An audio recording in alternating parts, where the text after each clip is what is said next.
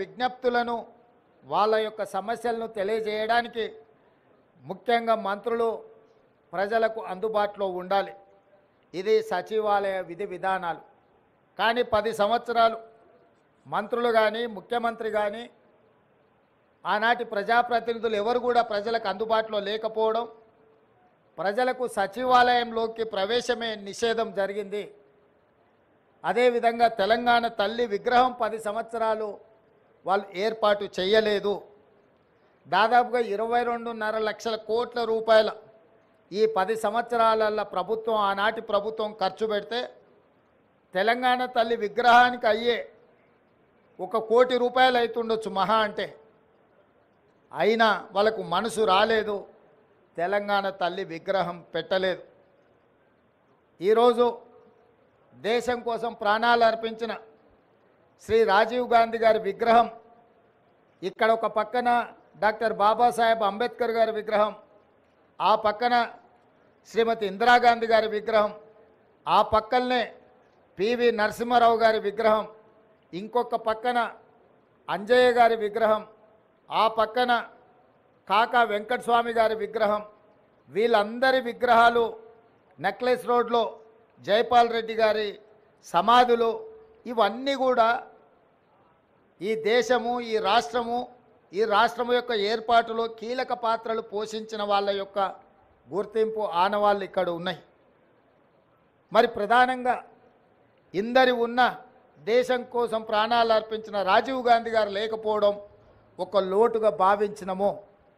ఆ పక్కన అమరవీరుల స్తూపం తెలంగాణ కోసం అమరులైతే సచివాలయానికి అమరవీరుల స్తూపానికి మధ్యలో దేశం కోసం అమరుడైన రాజీవ్ గాంధీ గారి విగ్రహం ఉండాలి.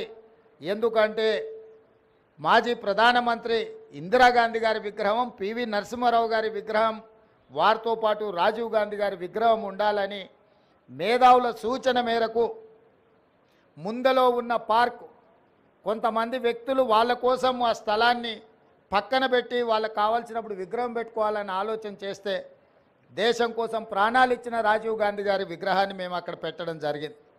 రాజీవ్ గాంధీ గారి విగ్రహాన్ని ఏర్పాటు చేయడానికి కూడా వివాదం చేసి దానికి తెలంగాణ తల్లి విగ్రహానికి ముడిపెట్టిండ్రు. నేను తెలంగాణ ఉద్యమకారులకు, అమరవీరుల కుటుంబాలకు, తెలంగాణ మేధావులకు విజ్ఞప్తి చేయదలుచుకున్నా. 10 సంవత్సరాలు మీరు ముఖ్యమంత్రిగా ప్రభుత్వంలో ఉన్నప్పుడు ఎక్కడే కానీ తెలంగాణ తల్లి విగ్రహాన్ని ఏర్పాటు చేయలేదు.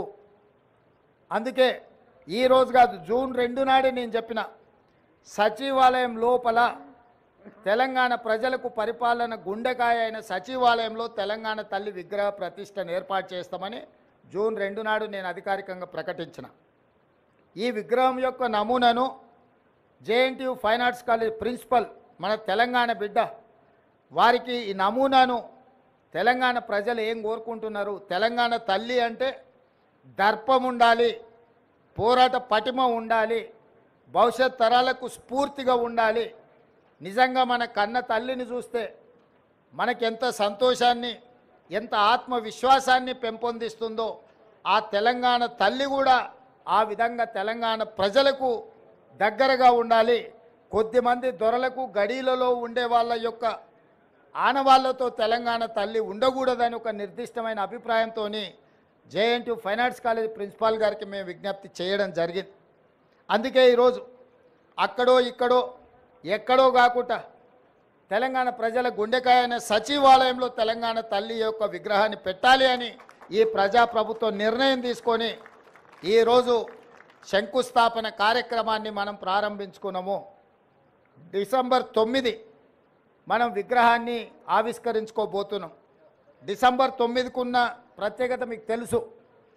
కేంద్ర ప్రభుత్వం యూపీఏ చైర్పర్సన్ శ్రీమతి సోనియా గాంధీ గారి నాయకత్వంలో ప్రధానమంత్రి మన్మోహన్ సింగ్ గారు, అదేవిధంగా కేంద్ర హోంశాఖ మంత్రి చిదంబరం గారు తెలంగాణ రాష్ట్ర ఏర్పాటు ప్రక్రియ ప్రారంభమైంది అని డిసెంబర్ 9, 2009 నాడు వారు ప్రకటించడం జరిగింది.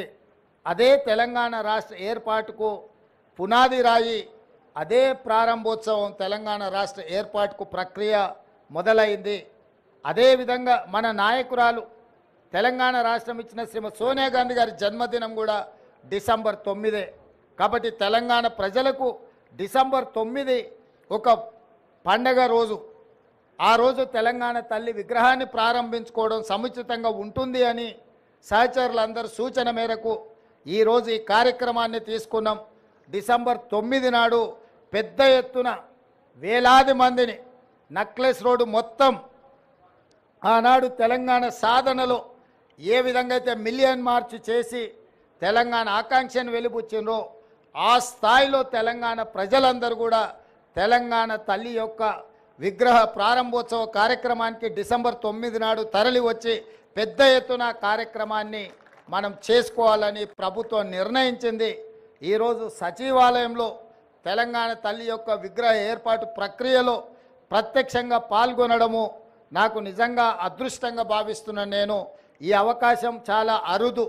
ఎప్పుడో ఒకసారి ఎవరికో ఒకరికి ఇట్లాంటి అవకాశం వస్తుంది. ఈ అవకాశం నాకు రావడం, నా మంత్రివర్గ సహచరులు పెద్దలందరూ ఈ కార్యక్రమంలో నన్ను ముఖ్య అతిథిగా పిలవడం, ఈ కార్యక్రమాన్ని వేద పండితుల సమక్షంలో ఈ కార్యక్రమాన్ని చేసుకోవడం చాలా సంతోషం.